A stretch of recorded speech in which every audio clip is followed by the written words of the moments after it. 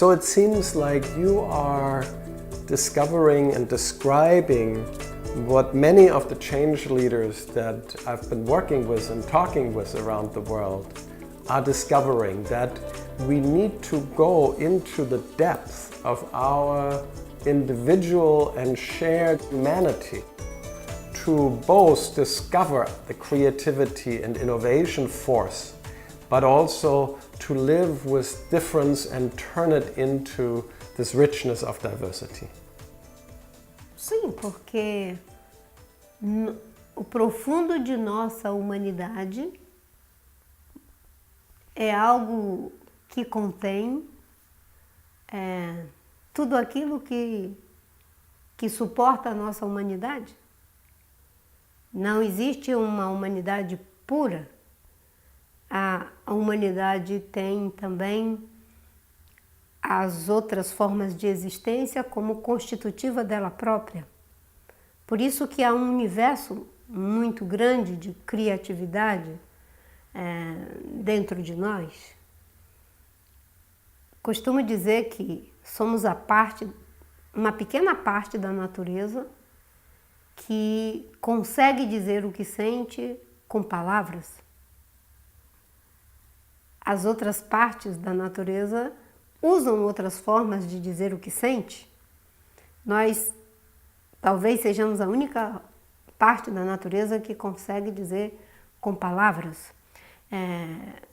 E palavras são muito difíceis de serem criadas, porque elas precisam traduzir uma linguagem, que é a linguagem da natureza.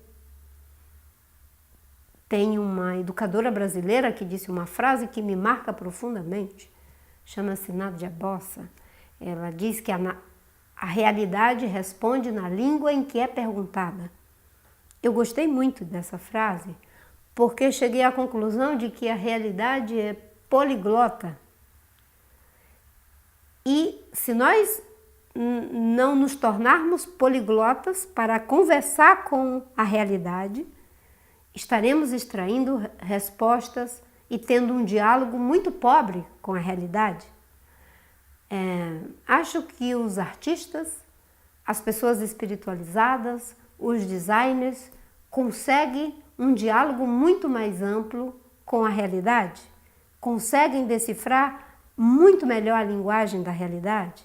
Por isso são tão criativas e por isso antecipam tantas coisas que somente depois é que vamos experimentar do ponto de vista prático, concreto. Nesse terreno, a ideia de criatividade é também um processo coletivo, não é puramente individual. Em mim está boa parte das coisas que já foram criadas e das coisas que serão criadas. Por isso que posso tanto ressignificar a experiência do passado, quanto posso projetar coisas para o futuro.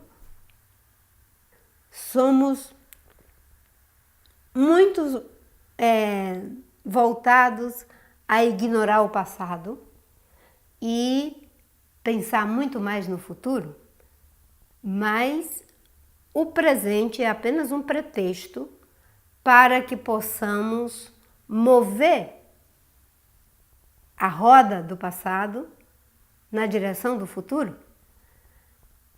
E fazemos isso às vezes para ressignificar ou para repetir o passado. Podemos recalcar ou fazer aflorar o passado. Podemos negar ou afirmar o passado. Mas tudo isso fazemos no presente, mas ele não se presentifica da mesma forma, se presentifica de outra forma.